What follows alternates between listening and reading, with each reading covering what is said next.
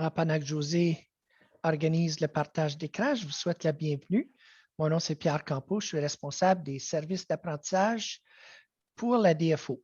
Alors, je souhaite la bienvenue aux participants de la DFO, de CPCO et de OPC, nos collègues anglophones, qui des fois se joignent à nos sessions francophones pour les sessions, les webinaires qui parlent des élèves, de soutien aux élèves ayant un trouble du spectre de l'autisme.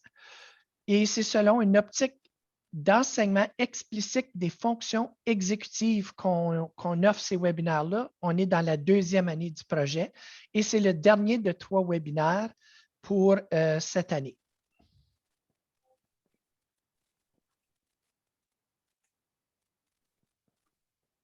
Alors, je vous souhaite la bienvenue.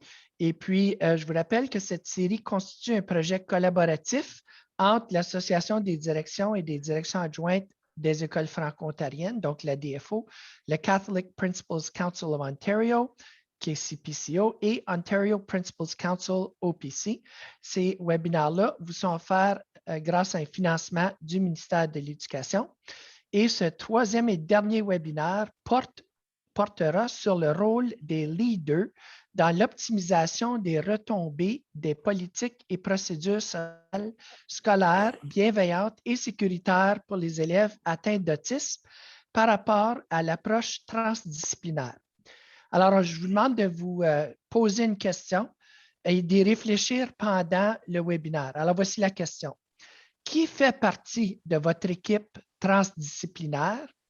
Et serait-il possible d'ajouter des membres dans votre équipe afin de diversifier les points de vue pour le bien des élèves ayant un TSA dans votre école?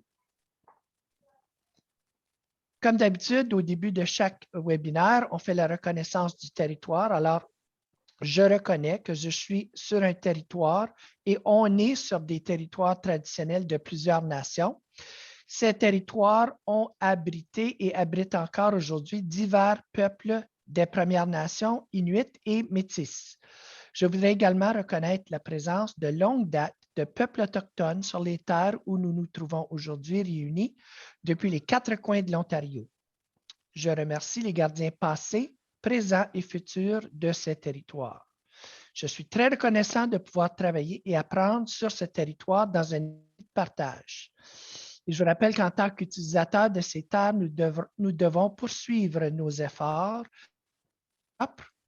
et les utiliser avec soin pour que les générations futures puissent également en profiter. Alors, prenez un instant pour nous indiquer sur quel territoire vous vous trouvez aujourd'hui et écrivez ça dans le clavardage. Tous nos webinaires émanent du cadre de leadership de l'Ontario. Celui d'aujourd'hui, alors le webinaire d'aujourd'hui, en particulier, vous aidera, les directions et directions adjointes, à améliorer le programme d'enseignement. Afin d'optimiser l'expérience d'apprentissage et la participation, on vous demande de prévoir environ 45 minutes, plus un 15 minutes, là, ça varie, des fois c'est un peu plus, un peu moins, pour des questions si vous en avez.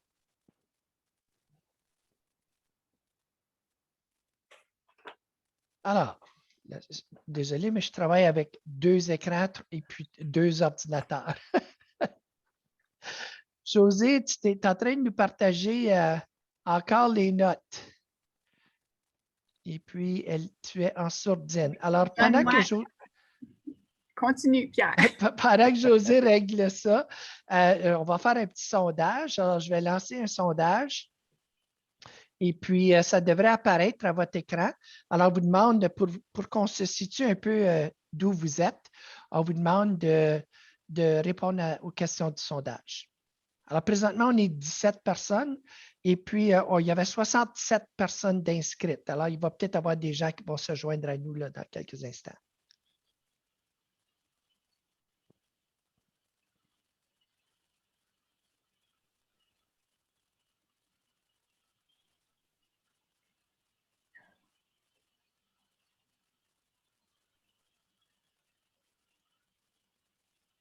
Alors, les votes commencent à rentrer.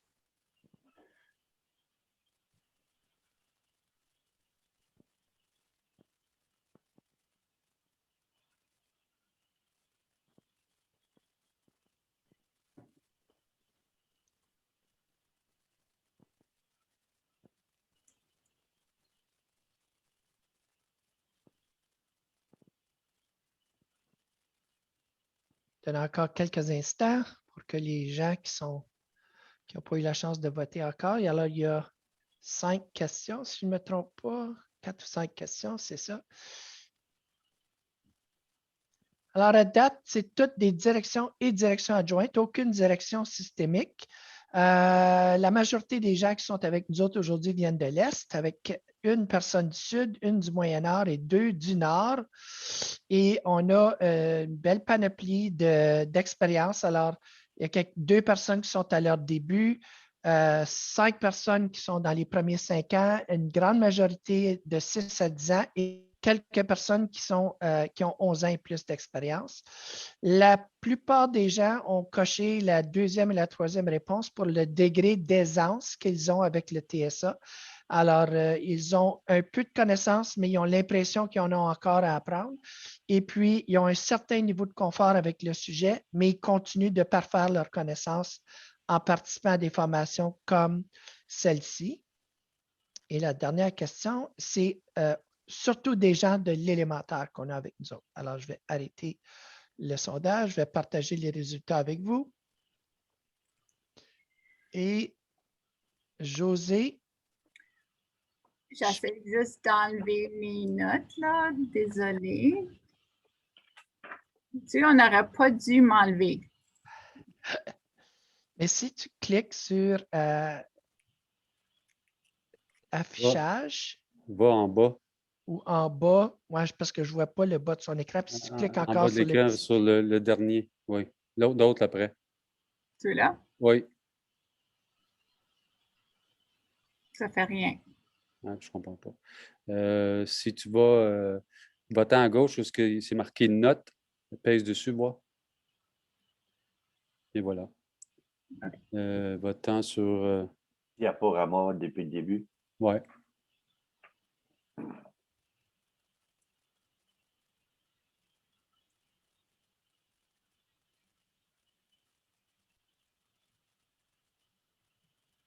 Non. OK. Es-tu capable de monte ta souris, puis votant en première diapo, puis on va être obligé de le faire comme ça. Là.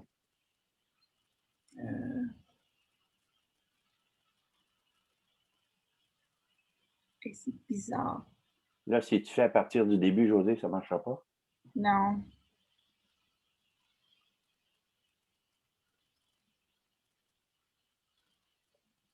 Là, tu as remis tes notes dessus. Ouais. José, arrête de partager. Moi, je vais aller partager Je pense que je l'ai. Attends une minute. Non. Vraiment désolée. Pas grave. Pendant ce temps-là, les gens, vous n'avez pas écrit dans le clavardage d'où vous veniez. Là. Alors, écrivez-nous dans quel coin de la province vous êtes.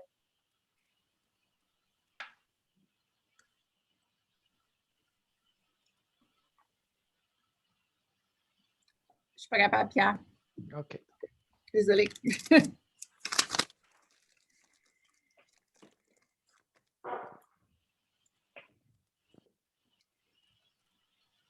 Ce ne sera pas long.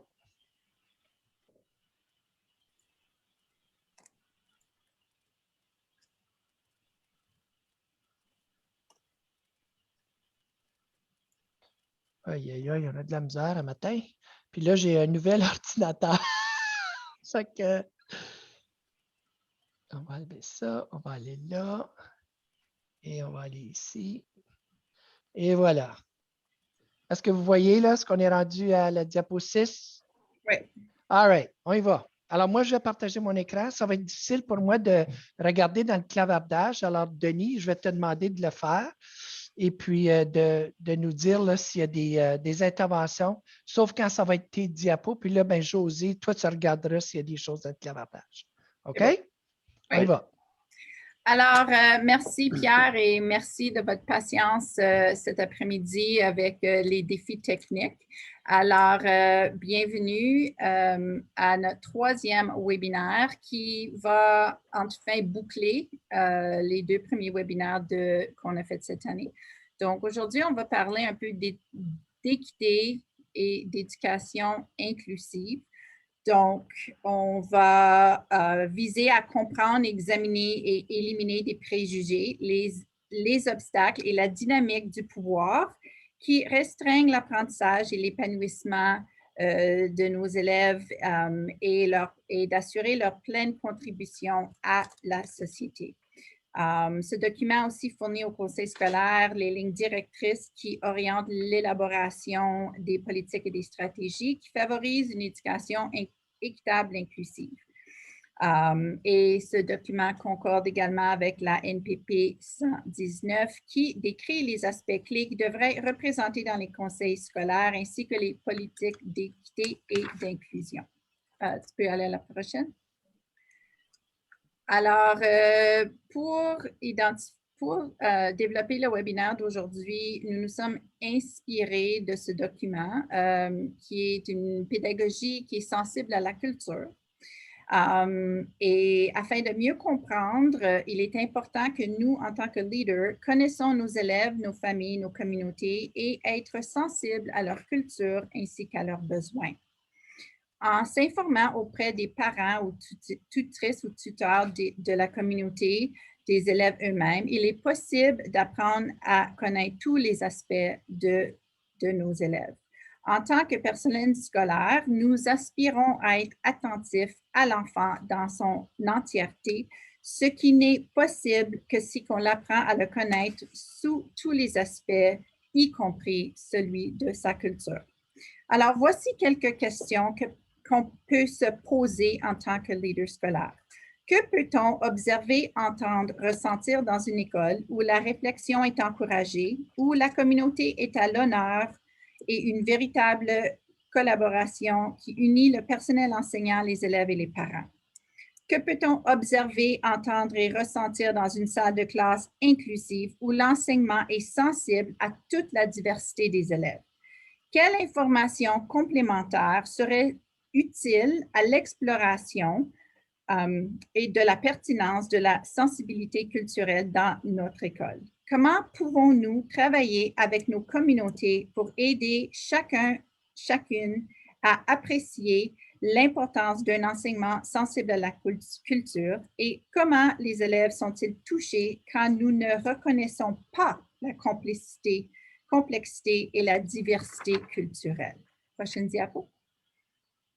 Alors, diriger pour inclure. Alors, c'est un peu le but de ce qu'on veut parler aujourd'hui, c'est vraiment comment avoir une école inclusive, comment se concentrer à créer des conditions qui sont propices à des écoles sécuritaires et bienveillantes pour les élèves atteints d'autisme. Afin de diriger pour inclure, il faut tenir compte des membres de notre équipe et assurer que l'élève est au centre. Il faut une bonne communication, une vision, il faut modéliser le comportement attendu, il faut connaître les élèves et leurs besoins. Alors aujourd'hui, nous allons vous présenter une étude de cas. Prochaine diapo. Alors, nous avons... pour ce webinaire, nous allons faire une étude de cas afin de voir en tant que leader comment nous pouvons créer des conditions propices pour avoir une école sécuritaire et bienveillante pour tous les élèves atteints de l'autisme. Alors, nous avons un élève avec un diagnostic de TSA ainsi que des troubles d'apprentissage. Au cours des 5 dernières semaines, il a manifesté de l'agressivité physique, des comportements tels que cracher, donner des coups de pied et proférer des propos racistes et irrespectueux sur le plan culturel. Les enseignantes et enseignants signalent que l'élève trouble de la classe croit que l'agression n'est causée par aucun déclencheur. Actuellement, l'élève fréquente l'école seulement jusqu'à 13 heures. Il montre un très grand intérêt pour la Seconde Guerre mondiale, l'origine des pays et les drapeaux.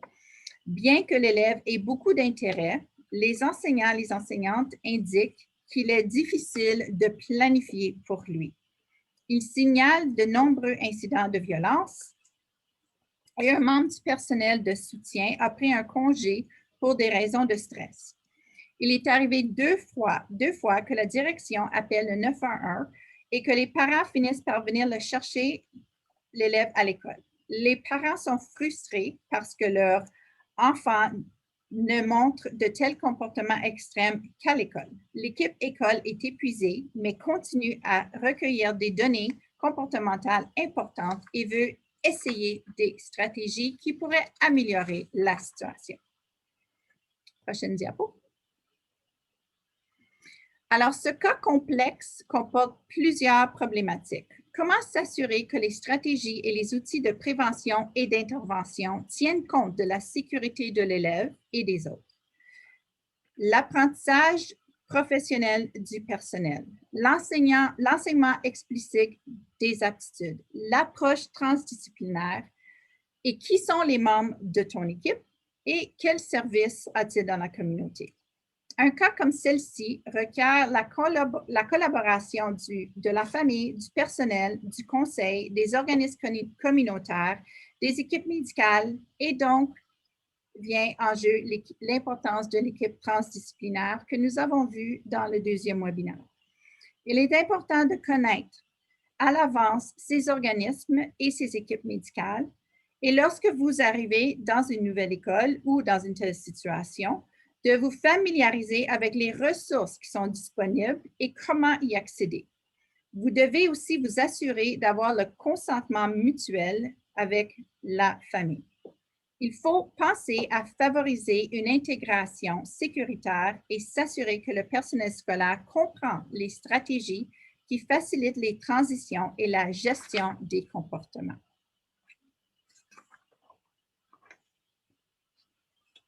Stéphane, est-ce que tu as quelque chose à ajouter? Merci beaucoup, José. Je pense que l'élément important de ce qu'on appelle les pratiques culturelles, c'est qu'on réalise surtout avec la population autistique dans plusieurs régions, qui étant une minorité visible, ces familles-là font face pas juste au fait du diagnostic qui souvent est mal compris, souvent aussi ne fait pas partie des valeurs culturelles et tous les éléments environnementaux qui doivent être pris en considération. L'autre élément central, puis on le voit de plus en plus, l'Association des psychologues, par exemple, américaine, vient de sortir avec un élément pour s'excuser que la plupart des outils d'évaluation et des outils diagnostiques ne sont pas sensibles aux différences culturelles. Alors, pour nous, ce qui est important, c'est surtout lorsqu'on travaille avec les enfants autistes, c'est de comprendre que si l'approche transdisciplinaire, c'est la famille au centre avec l'enfant, de prendre en considération que sur l'équipe, il devra y avoir une personne qui est sensible, qui a des connaissances approfondies de la culture même et qui peut apporter et donner une voix à cette famille-là. Merci beaucoup. Donc, les conditions d'apprentissage. Donc, nous savons que le comportement est une forme de communication et c'est à travers de ce comportement que les élèves atteints de l'autisme démontrent leurs besoins, que ce soit sensoriel, académique, physique, médical, social, socio-émotionnel. Alors, c'est vraiment, on parle de communication. Et Stéphane, est-ce que tu voudrais ajouter un peu plus sur les prochaines diapos? Donc, quand on regarde un peu cette image-là, comme José a dit, c'est qu'à la base, la plupart des comportements ont une valeur communicative. Ce qu'il faut revenir aussi un peu par rapport à ça, c'est qu'il y a plusieurs des comportements qui sont liés directement à la personnalité même de l'enfant autiste, de l'élève autiste, qu'il ne faut pas négliger. Il y a des traits autistiques, donc il y a la spécificité de certains comportements que l'enfant apprend pour compenser par manque de compétences. Et il y a aussi des comportements qui découlent directement du manque de transfert entre la maison et le milieu scolaire.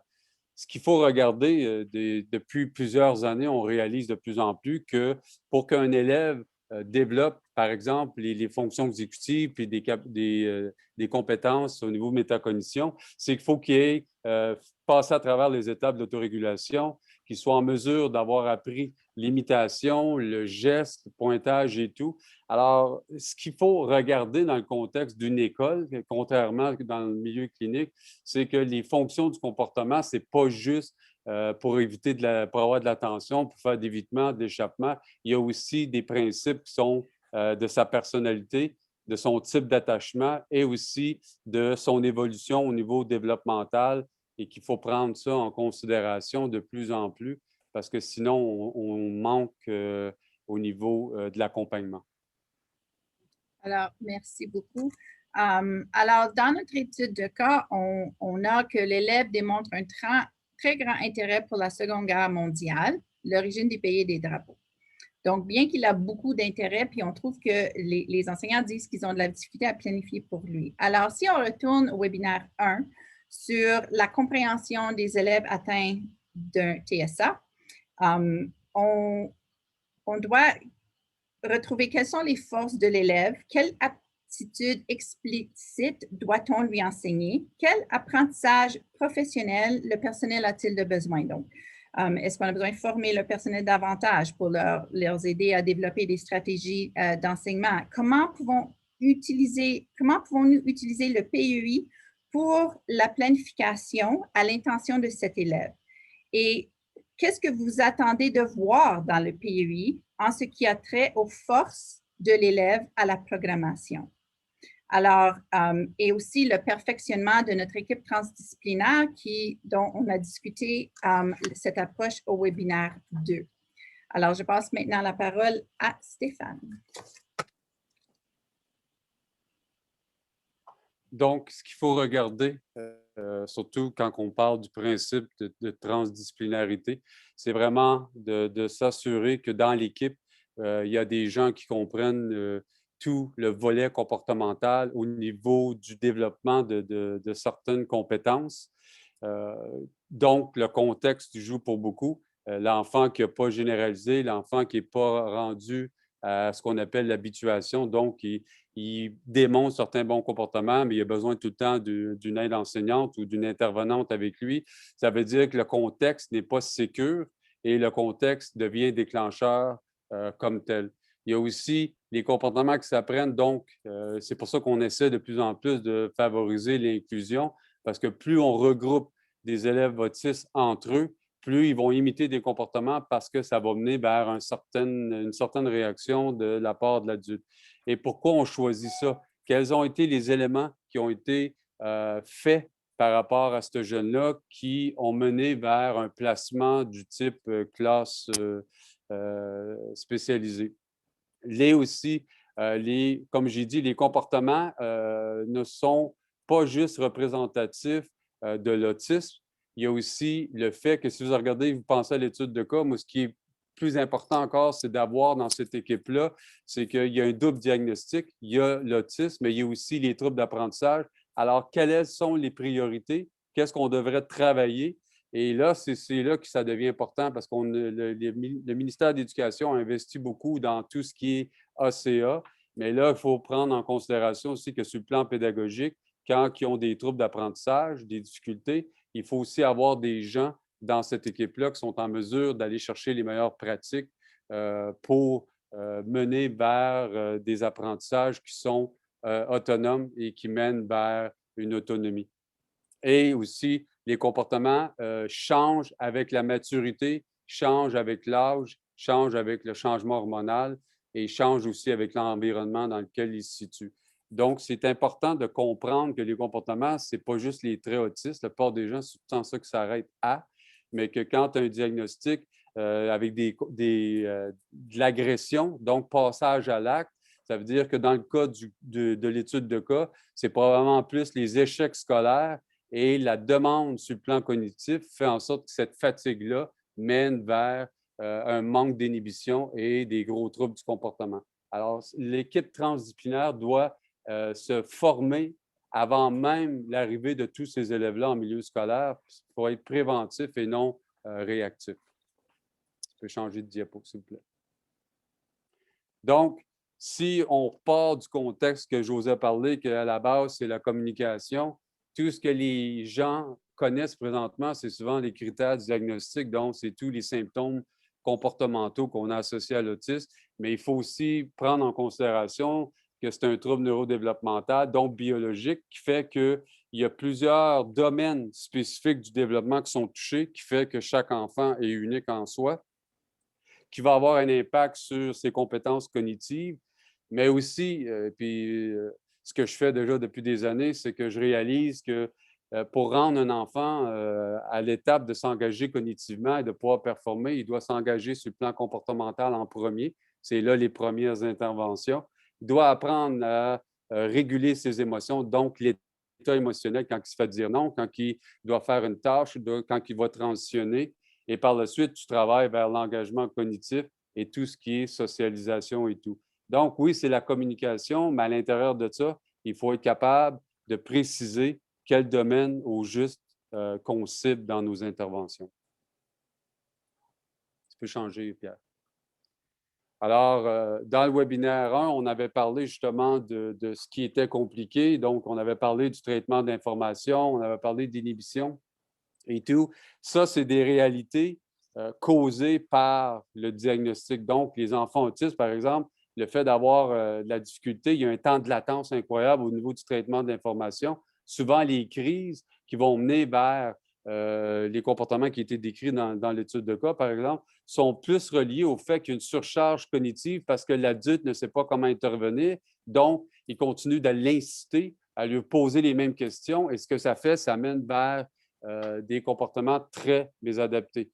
Il y en a d'autres que c'est plus, par exemple, l'inhibition versus l'impulsivité. L'impulsivité chez un enfant autiste, c'est quand il a appris des comportements, il a développé des séquences d'actions et quand il arrive un élément, il y a tout de suite l'action qui se fait, donc il n'y a pas de réflexion et ce n'est pas posé. Tandis que quand on parle d'inhibition chez l'enfant autiste, c'est quand on a pris, on lui a enseigné des comportements de remplacement.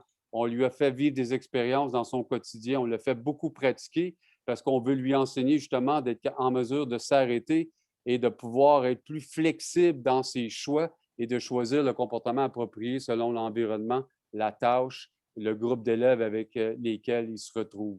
C'est là. Et tu ne peux pas te rendre aux fonctions exécutives si l'enfant autiste n'a pas développé des compétences au niveau de l'autorégulation. L'autorégulation mène vers les fonctions exécutives, mène vers la connaissance, mène vers la métacognition. Et c'est pour ça qu'il faut commencer à changer nos pratiques en milieu scolaire parce qu'on essaie, on croit de leur enseigner. Tu peux faire de l'enseignement explicite jusqu'à temps que tu tournes bleu, mais si l'enfant ne sait pas s'autoréguler, il ne va pas réussir dans les performances. Tu peux changer, Pierre. Alors, comme je dis, l'inhibition, si je prends ça, parce que la plupart des élèves autistes, où ce que ça risque de monter en comportement ou en réaction, c'est souvent parce qu'ils ont des problèmes importants d'inhibition. Ils ne sont pas capables d'arrêter leur comportement, donc ils ne sont pas capables d'adapter leurs actions et de pouvoir axer ce qu'ils voient, ce qu'ils observent, ce qu'ils connaissent, de vraiment choisir le comportement adapté au bon moment. Donc, c'est pour ça que quand ils ont une aide enseignante qui fait l'autorégulation pour eux, bien, des fois, on se dit, ah, il s'en vient autonome, enlève cette personne-là de là. Bien, là, tu vois, les problèmes d'inhibition sont très marqués. Pourquoi? Parce qu'ils n'ont pas les compétences, puis ils n'ont pas mémorisé, puis ils n'ont pas appris.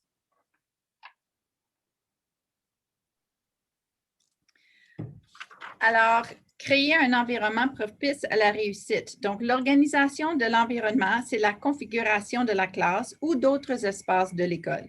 Le milieu d'apprentissage peut aider à éviter que l'élève ait besoin de fuir certaines stimulations sensorielles, accroître ou réduire l'accès à des personnes ou à du matériel et fournir des espaces qui favorisent les comportements attentifs.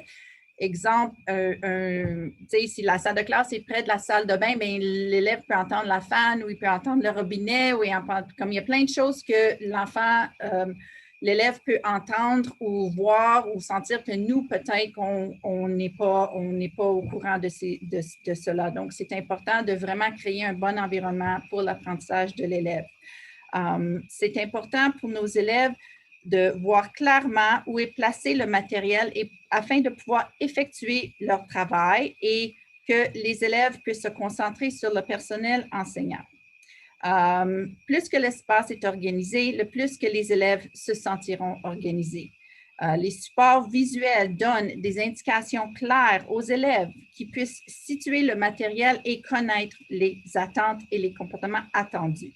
Ils peuvent donner des signes non verbaux et aider les personnes qui en ont besoin pour réussir. Donc, ce sont des trucs qui peuvent être utilisés pour beaucoup plus que juste des élèves qui sont atteints de l'autisme. Donc, exemple aussi d'avoir un endroit calme ou sensoriel où ce que l'élève puisse aller lorsqu'ils ont besoin de s'autoréguler. Des heures de travail individuelles pour des moments où le travail de groupe est trop intimidant. Des endroits ou des bacs désignés où placer le matériel pour que les élèves aient accès quand ils en ont besoin et un horaire visuel de la journée. Donc, Stéphane, tu as quelque chose à ajouter? Ou... Non, c'est beau, José, merci. OK, la prochaine diapo. Donc, comment le milieu d'apprentissage est-il organisé pour la réussite? Donc, à quoi ressemble le milieu d'apprentissage? Pas seulement l'espace physique comme les classes, mais tout ce qui forme le milieu pour l'élève. Quels outils et stratégies sont facilement accessibles dans ce milieu? L'organisation du milieu physique peut être un moyen de favoriser les aptitudes sociales et les interactions pour prévenir ou gérer des comportements problématiques et de nourrir l'autonomie de l'élève. Alors, on est de retour à notre... tu peux aller à la prochaine diapo. Oui, merci, Kat. Donc, Stéphane, est-ce que tu veux ajouter un peu à notre étude de cas? Alors, je pense que ce qui est important par rapport à l'étude de cas, c'est d'identifier les éléments qui sont directement liés aux difficultés d'apprentissage, d'identifier aussi des éléments qui sont liés aux interventions de la part, parce que là, si on voit, il y a un épuisement de la part des adultes, qu'est-ce qui avait été mis en place, comment ces gens-là réagissent dès que l'élève commence à avoir des troubles du comportement. Mon hypothèse à moi, c'est que cet élève-là, il y a déjà eu des interventions importantes qui ont été faites avec lui ou avec elle. Et ce qui est arrivé, c'est qu'il y a eu un relâchement. Donc, on monte dans la gravité des comportements et maintenant, cet élève-là est au courant, il sait quel geste poser immédiatement, soit pour qu'il appelle à la maison, soit pour se faire retirer du contexte. Et là, c'est là qui est important parce que l'équipe disait qu'il n'y avait aucun déclencheur. C'est impossible, il y a tout le temps des éléments. C'est que l'élément déclencheur peut avoir débuté sur l'autobus, peut avoir débuté à la maison et ça se poursuit parce que c'est ça aussi avec les autistes, les séquences qui débutent, souvent ça se continue jusqu'à de la maison jusqu'à l'école et peu importe ce qui est arrivé. Donc, il faut vraiment faire une analyse de ce qui appartient dans les traits autistiques, ce qui appartient parce que c'est des difficultés d'apprentissage et quels sont les changements, quelles sont les stratégies qui ont été mises en place. Si c'est juste d'essayer de modifier, diminuer les troubles du comportement et cet élève-là ne comprend pas à moitié des tâches qu'ils ont à faire, donc il n'y aura pas d'ajustement. Et c'est pour ça la transdisciplinarité, elle s'en vient de plus en plus importante, même dans le milieu médical, c'est qu'on réalise que chaque discipline, chaque professionnel qui arrive, il arrive avec une croyance théorique, puis c'est pratique. Et souvent, ce qu'on donne, on donne à une ou deux personnes la responsabilité de faire ça. Dans ce cas ici, c'est plus que comportemental, c'est aussi cognitif et pédagogique. Alors, merci Stéphane. Donc, maintenant, je passe la parole à Denis Lantier, la direction générale par intérim de l'ADFO, qui va vous présenter les prochaines diapositives.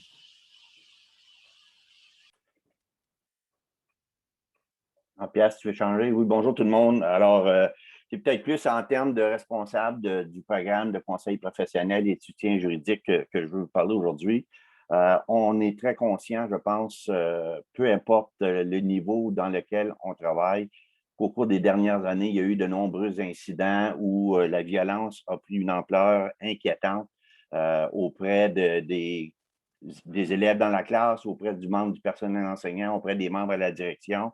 Et évidemment, ces situations-là sont inquiétantes, non seulement quand on pense à la santé et à la sécurité de l'enfant qui commet des actes violents ou des gens qui en sont victimes, mais également, c'est important de s'arrêter pour réfléchir aux différentes façons, aux différentes solutions, aux différentes options qui s'offrent à nous pour régler ou pour adresser cette problématique-là.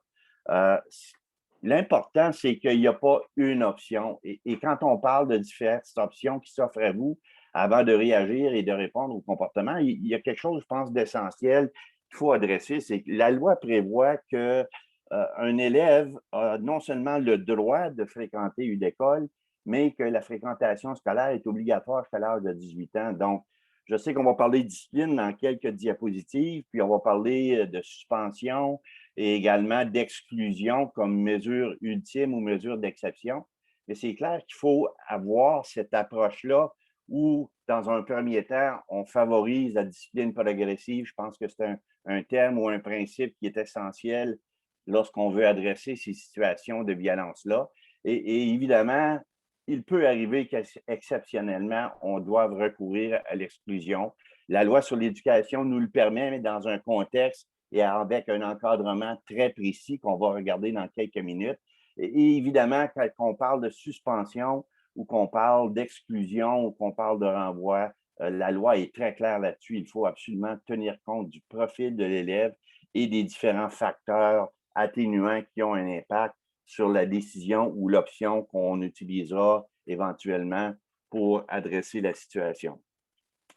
Donc, je sais qu'on a surtout un auditoire qui vient de l'élémentaire. Donc, dans cette diapositive que vous voyez présentement où on parle de suspension et de renvoi, c'est clair, encore une fois, que la loi sur l'éducation prévoit aux articles 306, 310 et 311 des procédures et un encadrement très, très clair sur comment on doit, dans certains cas, envisager la suspension d'un élève face à certains gestes qui ont été commis, alors que dans d'autres cas, à l'article 210, la loi est très claire, la direction doit suspendre l'élève et cette étape-là est évidemment accompagnée d'une enquête qui va éventuellement permettre à la direction de recommander ou non le renvoi d'un élève. Ce qu'il faut également reconnaître quand on regarde cette diapositive-là sur les suspensions et les renvois, c'est que le règlement 440 prévoit dorénavant que pour les élèves de la maternelle, du jardin, de la première, de la deuxième et de la troisième année, ce que vous voyez à l'écran plutôt ne s'applique pas. Donc, quand on parle de suspension, on commence à parler du cycle moyen et plus particulièrement, je pense, peut-être au niveau du niveau secondaire. Prochaine diapositive.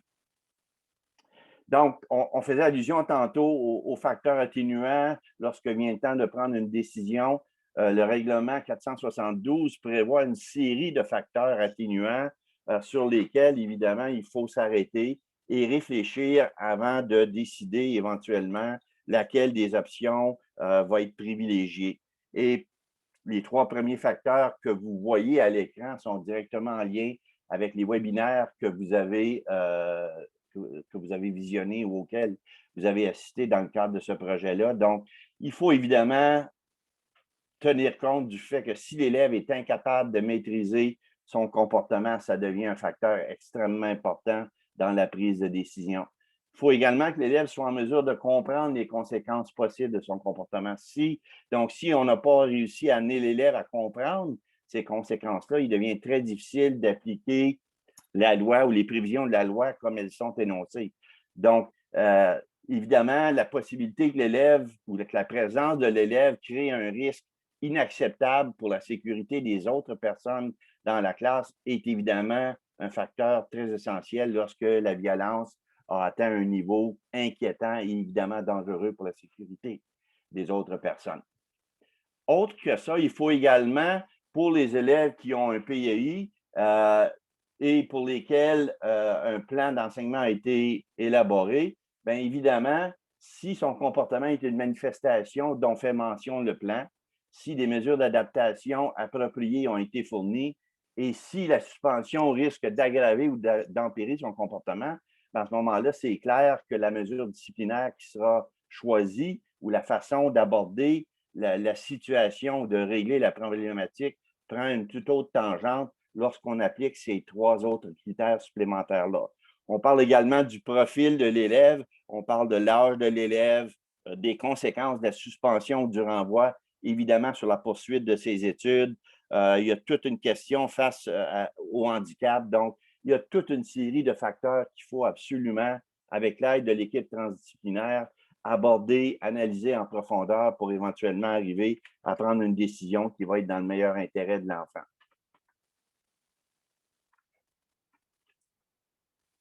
On dit qu'il faut envisager ces différentes options et une de ces options-là est que, selon la loi sur l'éducation, la direction d'école, et je précise bien la direction d'école, c'est à elle que revient la décision, peut refuser dans certains cas d'admettre à l'école ou dans une classe une personne dont la présence pourrait nuire au bien-être physique ou mental des élèves.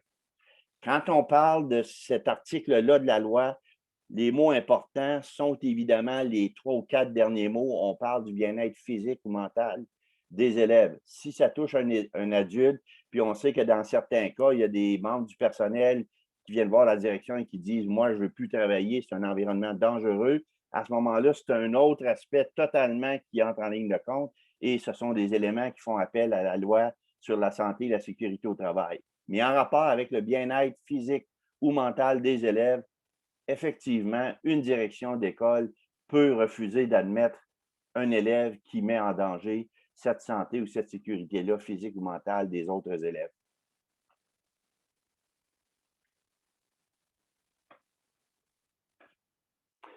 Ce qu'il faut surtout retenir en lien avec ça, c'est que l'exclusion, c'est une mesure d'exception, pardon, une mesure d'exception. C'est vraiment la décision ultime qui doit être envisagée. Et lorsque cette mesure-là est utilisée, le principe probablement le plus important qu'il faut reconnaître et surtout faire comprendre aux parents si effectivement on choisit cette option-là, c'est que l'exclusion n'est pas une forme de discipline. Absolument pas, faut-il envisager cette option-là de cette façon-là. C'est une mesure temporaire qui doit être accompagnée par un plan ou un programme dans le but de ramener l'élève à l'école le plus rapidement possible. Cette décision-là devrait être prise en consultation avec sa surintendance, même si le droit ou la loi prévoit que c'est la direction d'école qui peut décider de refuser d'admettre une personne, on vous recommande fortement d'en parler avec votre surintendance. Comme dans plusieurs autres situations, les parents devront être avisés par écrit de la décision, des motifs, du programme qui est mis en place.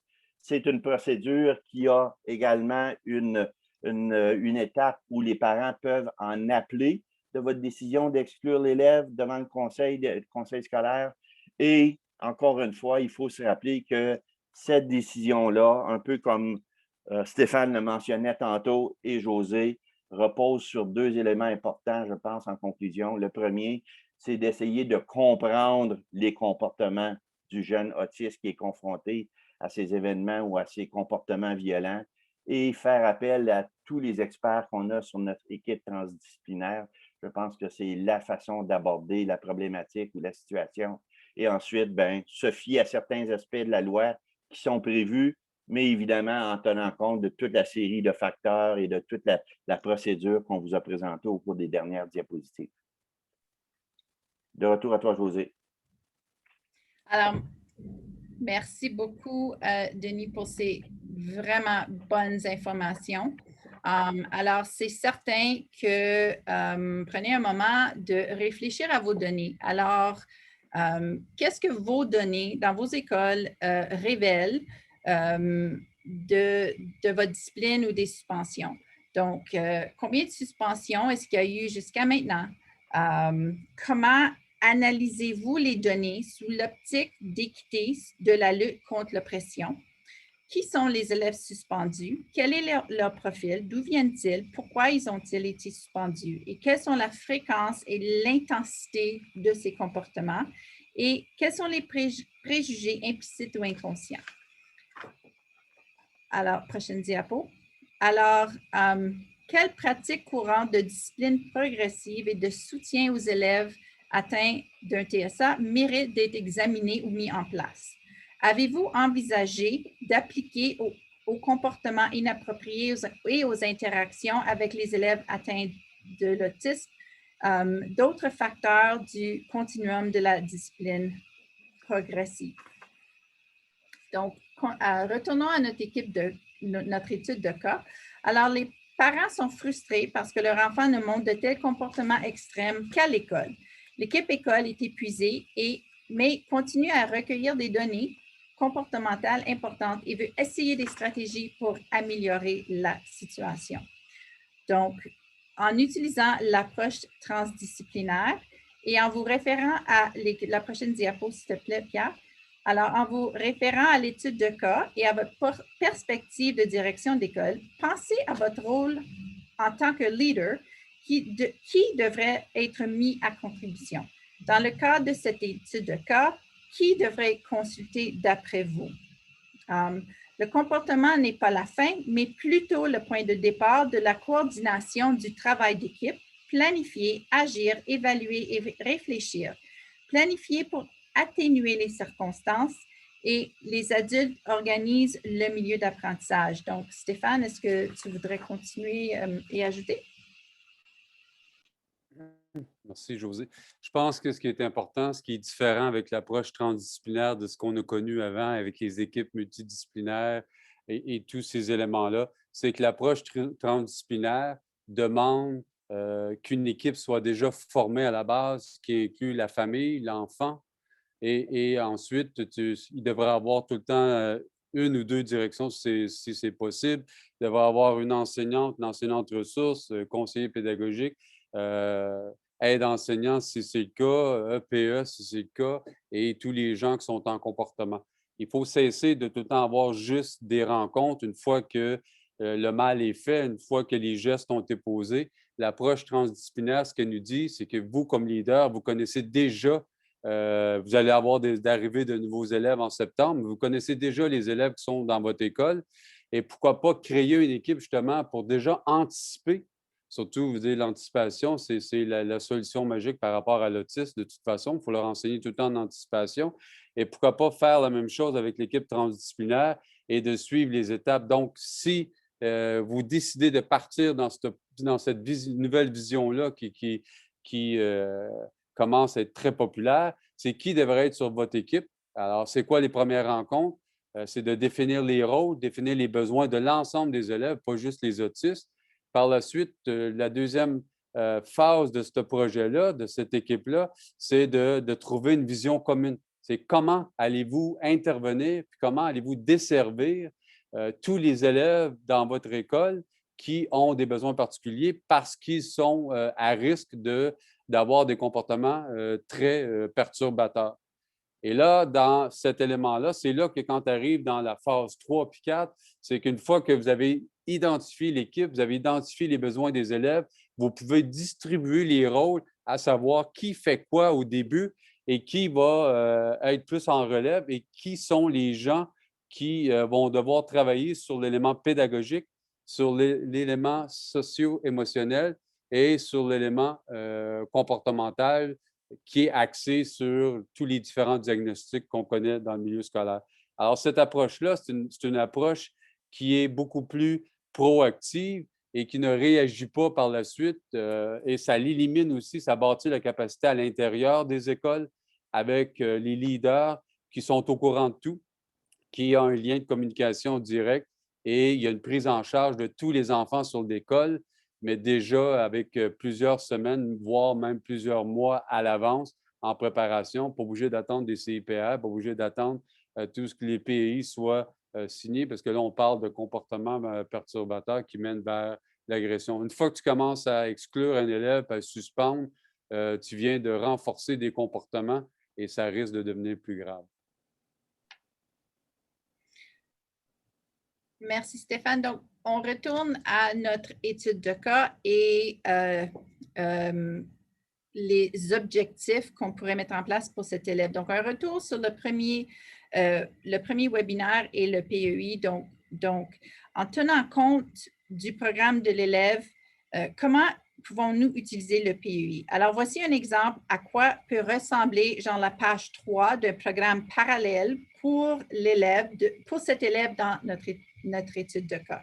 Alors, n'oubliez pas qu'il est important de définir le niveau de rendement actuel de l'élève pour orienter de manière exacte la création des objectifs annuels.